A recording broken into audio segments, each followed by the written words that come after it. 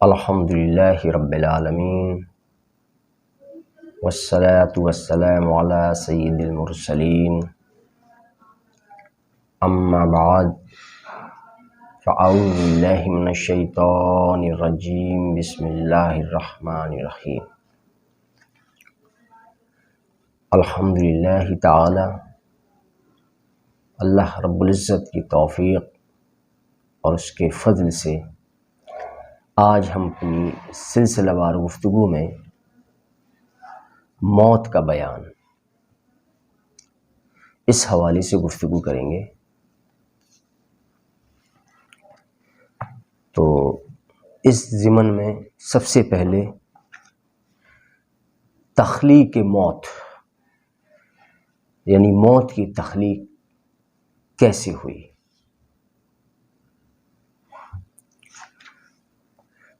حدیث مرفوع میں ہے کہ حضور نبی کریم صلی اللہ تعالیٰ علیہ وآلہ وسلم نے فرمایا کہ اللہ تعالیٰ نے جب موت کو پیدا فرمایا تو اسے 10 لاکھ پردوں میں پوشیدہ رکھا۔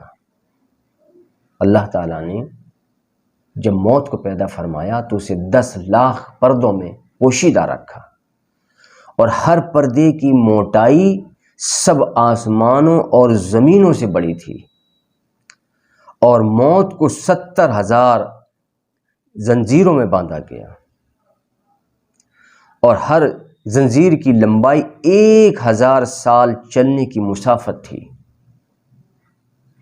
اور ملائکہ اس کے قریب نہ جا سکتے تھے اور نہ اس کی جگہ جانتے تھے، مگر اس کی آواز ہر طرف سے سنتے تھے، مگر یہ نہیں جانتے تھے کہ وہ کیا چیز ہے۔ پھر آدم علیہ السلام کی پیدائش تک یوں ہی رہا۔ پھر جب اللہ تبارک و تعالی نے آدم علیہ السلام کو پیدا فرمایا اور ملک الموت کے ذمے اس موت کو دے دیا، تو ملک الموت نے عرض کیا، اے اللہ یہ موت کیا ہے؟ تو اللہ تبارک و تعالی نے ارشاد فرمایا کہ موت سے پردوں کو ہٹنے کا حکم دیا۔ اللہ تعالیٰ نے حکم دیا کہ موت سے جو پردے تھے وہ سارے ہٹ جائیں۔ تو اللہ تعالیٰ نے موت سے پردوں کو ہٹنے کا حکم دیا تو سارے پردے کھل گئے، یہاں تک کہ ملک الموت نے موت کو دیکھ لیا۔ پھر اللہ تعالیٰ نے تمام فرشتوں کو حکم دیا کہ کھڑے ہو جاؤ اور موت کی طرف دیکھو۔ تو سب فرشتوں نے کھڑے ہو کر موت کو دیکھا۔ پھر اللہ تعالیٰ نے موت کو حکم دیا کہ ان فرشتوں پر اپنے تمام پروں کے ساتھ اڑ۔ اللہ تعالیٰ نے موت کو حکم دیا کہ ان فرشتوں پر اپنے تمام پروں کے ساتھ اڑ اور اپنی آنکھوں کو پوری طرح سے کھول دے۔ پس جب موت نے پوری قوت کے ساتھ پرواز کیا، پھر موت نے اپنی پوری قوت کے ساتھ پرواز کیا، اور ملائکہ نے جب اسے دیکھا تو سب کے سب بے ہوش ہو کر گر پڑے۔ یہ موت کی صرف دیکھنے کی حالت یہ ہے۔ ہم لوگ تو موت کو بڑا آسان سمجھتے ہیں کہ سب مر گئے ویسے ہم بھی مر جائیں گے۔ موت کی سختی جو ہوتی ہے وہ نہایت تکلیف دہ ہوتی ہے، کہ بعض لوگوں کو تو انتہائی تکلیف ہوتی ہے، انتہائی تکلیف۔ موت کوئی آسان چیز نہیں کہ ذرا سے یوں روح نکل گئی کام ہو گیا، نہیں۔ موت کی سختی بہت سخت، بہت تیز اور نہایت دردناک، نہایت تکلیف دہ ہوتی ہے، جو ابھی آپ کو آگے میرے بیان میں سننے کو ملے گا۔ تو جب موت پوری قوت کے ساتھ جب پرواز کیا موت نے، تو ملائکہ نے جب اسے دیکھا تو سب کے سب بے ہوش ہو گئے۔ یعنی جب ملائکہ بے ہوش ہو گئے تو سوچو انسان جب اس موت کو دیکھتا ہوگا تو اس کا کیا حال ہوتا ہوگا۔ جب فرشتے بے ہوش ہو گئے موت کو دیکھنے کے بعد، تو فرشتے سب کے سب بے ہوش ہو کر گر پڑے، اور 2000 سال تک ان پر غشی طاری رہی۔ پھر جب انہیں افاقہ ہوا تو عرض کیا، اے میرے پروردگار، تو نے کوئی چیز موت سے بھی بڑی پیدا کی ہے؟ فرشتوں نے عرض کیا یا اللہ کیا تو نے کوئی ایسی چیز موت سے بھی بڑی پیدا کی ہے؟ تو اللہ تعالیٰ نے فرمایا میں نے اسے پیدا کیا اور میں اس سے بہت بڑا ہوں، اور مخلوق میں سے ہر ایک کو اس کا ذائقہ چکھنا ہے۔ پھر اللہ سبحانہ و تعالیٰ نے فرمایا کہ اسرائیل میں نے تجھے اس موت پر قدرت دی۔ اللہ تعالیٰ نے اسرائیل علیہ السلام کو اس موت پر قدرت دی۔ پھر انہوں نے عرض کیا اے پروردگار کس قوت سے میں اس موت پر قابو پاؤں گا؟ وہ کون سی قوت ہوگی جس سے کہ میں اس موت پر قابو پاؤں گا، کیونکہ وہ تو بہت بڑی ہے۔ تو اللہ تعالیٰ نے اس سے قوت عطا فرمائی اور ملک الموت نے اس پر قابو پا لیا اور وہ ساکن ہو گئی۔ تب موت نے عرض کیا اے پروردگار مجھے اذن دے، اجازت دے تاکہ میں آسمان اور زمین میں ایک بار ندا کر لوں۔ موت نے عرض کیا کہ مجھے اجازت دے پروردگار تاکہ میں آسمان اور زمین میں ایک بار ندا کر لوں۔ پھر اللہ تعالیٰ نے اسے اذن دیا۔ پھر موت نے بآواز بلند ندا کی کہ میں وہ موت ہوں جو پیاروں کے درمیان جدائی کر دیتی ہوں۔ زمین اور آسمان کے درمیان موت نے یہ ندا دی کہ میں وہ موت ہوں جو پیاروں کے درمیان جدائی کر دیتی ہوں، اور میں وہ موت ہوں جو بیٹوں اور باپوں اور ماؤں اور بیٹوں و شوہروں اور بیوی کے درمیان جدائی کر دیتی ہوں۔ میں وہ موت ہوں، اور میں وہ موت ہوں جو بنی آدم کے قوی اور ضعیف یعنی کسی سے نہیں ٹلتی، اور میں وہ موت ہوں کہ بنی آدم کے بھائیوں کے بھائی چارے کو توڑ دیتی ہوں، اور میں گھروں اور شہروں کو ویران کر دیتی ہوں، اور میں وہ موت ہوں جو ہر جاندار کو ہلاک کر دیتی ہوں اگرچہ وہ مضبوط قلعوں میں ہو، اور مخلوق میں کوئی بھی میرا ذائقہ چکھنے سے نہیں بچے گا۔ یہ ندا تھی موت کی۔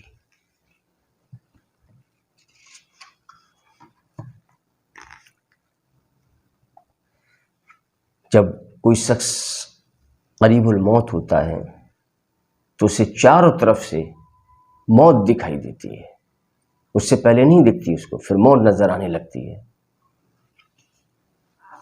تو پس جب کسی کی موت کا وقت ہو تو موت اپنی صورت میں اس کے سامنے کھڑی ہو جاتی ہے۔ پھر وہ اس سے پوچھتی ہے تو کون ہے؟ تب وہ کہتی ہے کہ میں وہ موت ہوں جو تجھے دنیا سے نکال کر تیری اولاد کو یتیم کر دوں گی، اور تیری بیوی کو بیوہ کر دوں گی، اور تیرا مال تیرے وارثوں کے درمیان میراث کر دوں گی۔ پس اگر تو نے اپنے لیے کچھ آگے بھیجا تو وہ آج تجھے ملے گا، اور جو تو نے پیچھے چھوڑا ہے وہ تیرے بعد تجھے فائدہ نہ دے گا۔ پس جب جان موت کا کلام سنتی ہے تو اپنا چہرہ اس سے موڑ لیتی ہے، پھر وہ موت کو دوسری جانب پاتی ہے تو جان پھر سے اپنا رخ دوسری طرف پھیر لیتی ہے، مگر وہ جان پھر دوسری طرف بھی موت کو سامنے کھڑا دیکھتی ہے۔ پھر موت اس سے کہتی ہے اے جان کیا تو مجھے پہچانتی نہیں ہے؟ میں وہی موت ہوں جس نے تیرے اپنوں کی روح تیرے سامنے قبض کی تھی۔ اے جان میں وہی موت ہوں جو تیرے سامنے تیرے اپنوں کی میں نے روح قبض کی تھی، میں وہی موت ہوں، اور تو انہیں بچا نہ سکی، اور آج میں تیری روح قبض کروں گی۔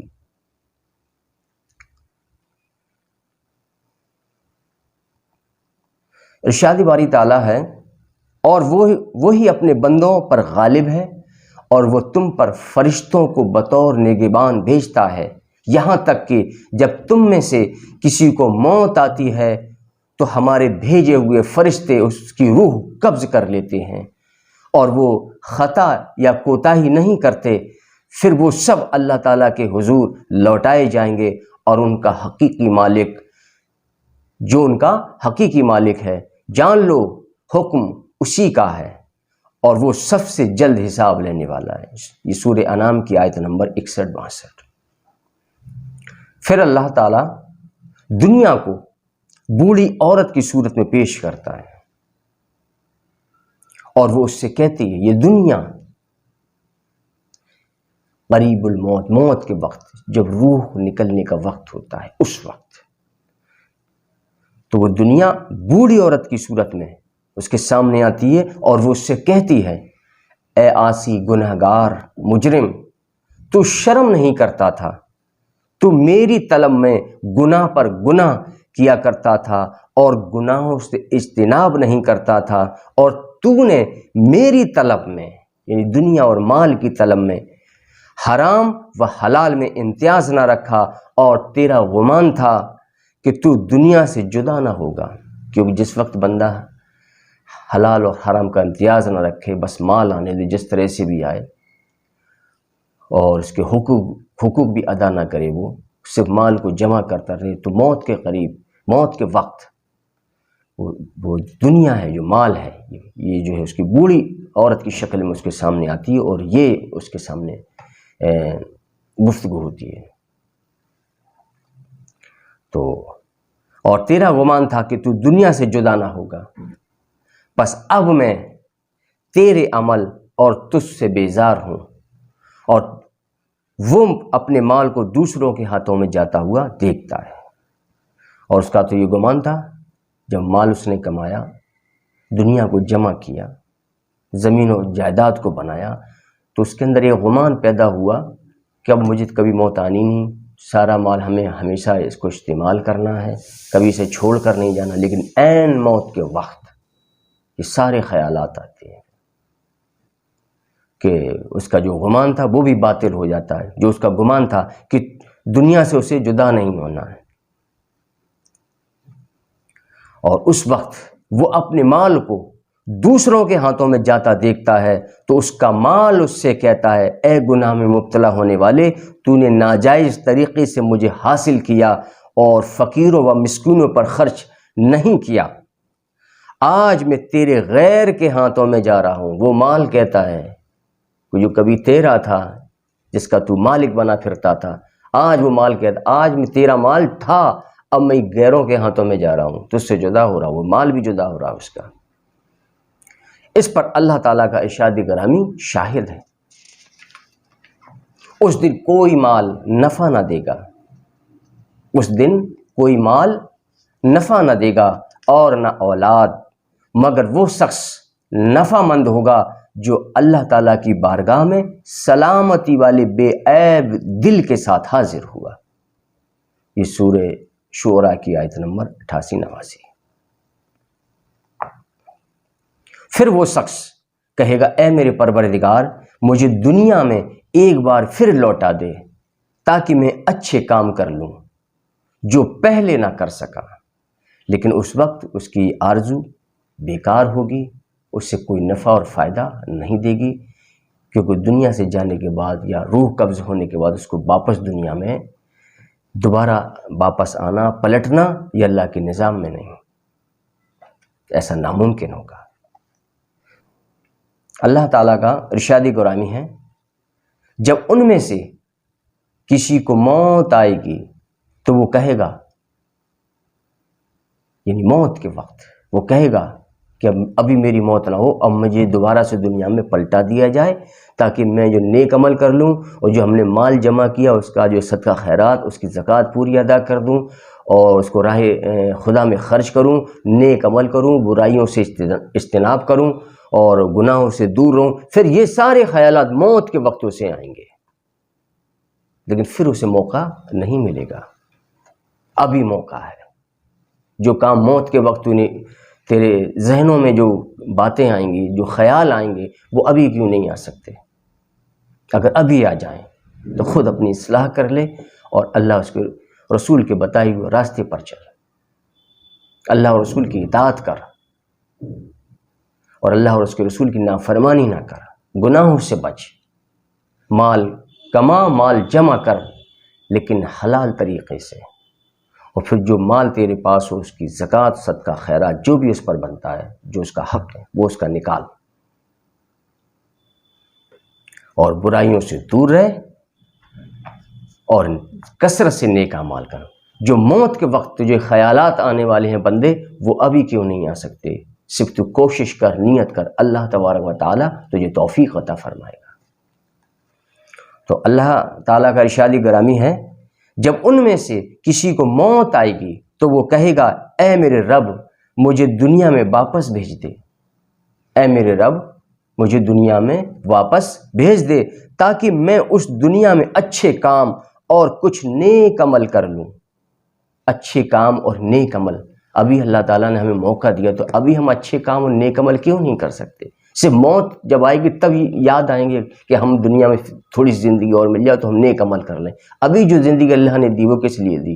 وہ نیک عمل کرنے کے لیے دی۔ یہی ہماری جانچ ہو رہی ہے، یہی ہماری آزمائش ہے۔ دنیا میں بھیج کر اللہ تعالیٰ نے ہماری آزمائش کی کہ دیکھ بندہ کیسے عمل کرتا ہے، جیسے عمل کرے گا ویسے اس کو بدلہ دیا جائے گا۔ تو دنیا میں، اے رب مجھے دنیا میں واپس بھیج تاکہ میں اس دنیا میں اچھے کام اور کچھ نیک عمل کر لوں جسے میں چھوڑ آیا ہوں۔ ہرگز نہیں، یہ وہ بات ہے جسے وہ بطور حسرت کہہ رہا ہوگا، اور ان کے آگے اس دن تک ایک پردہ ہے، ان کے آگے اس دن تک ایک پردہ ہے جس دن وہ قبروں سے پھر اٹھائے جائیں گے، جس دن وہ قبروں سے پھر اٹھائے جائیں گے۔ یہ سورہ مومنون کی آیت نمبر 99 اور 100۔ ارشاد باری تعالیٰ ہے، اور ہر گروہ کے لیے ایک میعاد مقرر ہے، پھر جب ان کا مقرر وقت آ جاتا ہے تو وہ ایک گھڑی پیچھے بھی نہیں ہٹ سکتے اور نہ ہی آگے بڑھ سکتے، یعنی ان کی روح قبض کر لی جائے گی۔ یہ سورہ اعراف کی آیت نمبر 34۔ اور اللہ تعالیٰ کسی جان کو ہرگز مہلت نہیں دیتا جب اس کی موت کا وقت آ جائے، اور اللہ ان کاموں سے خوب آگاہ ہے جو تم کرتے ہو۔ یہ سورہ منافقون کی آیت نمبر 11۔ پھر ملک الموت اس کی روح قبض کرتا ہے۔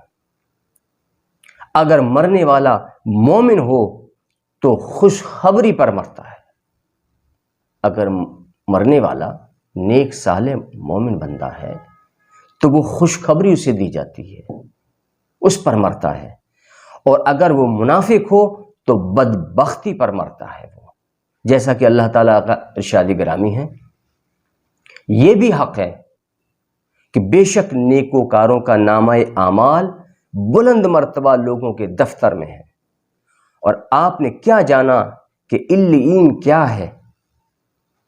لکھی ہوئی ایک کتاب ہے، اس جگہ اللہ کے مقرب فرشتے حاضر رہتے ہیں، بے شک نیکوکار راحتوں و مسرتوں میں، نعمتوں والی جنت میں ہوں گے، اور تختوں پر بیٹھے نظارے کر رہے ہوں گے۔ یہ سورہ مطففین کی آیت نمبر ہے 19-23۔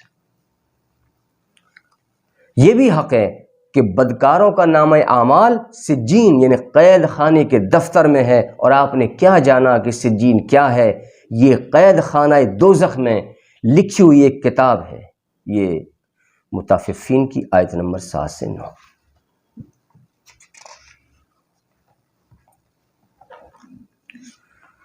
اب جس وقت ملک الموت بندے کی روح قبض کرتے ہیں، اس کا بیان، اس کا حال۔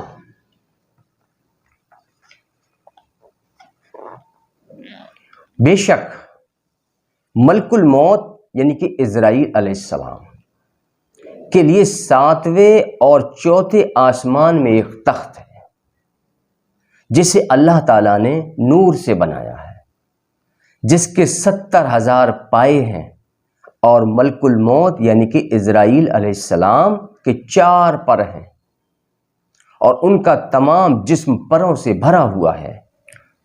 حضور نبی کریم صلی اللہ تعالیٰ علیہ وآلہ وسلم نے فرمایا کہ تحقیق ملک الموت کے 6 چہرے ہیں، ملک الموت کے 6 چہرے ہیں، ایک چہرہ اس کے سامنے ہے، اور ایک چہرہ اس کی پیٹھ کی طرف ہے، اور ایک چہرہ اس کے سر پر ہے، اور ایک چہرہ اس کے قدموں کے نیچے ہے، اور ایک چہرہ اس کے دائیں جانب اور ایک چہرہ اس کی بائیں جانب ہے۔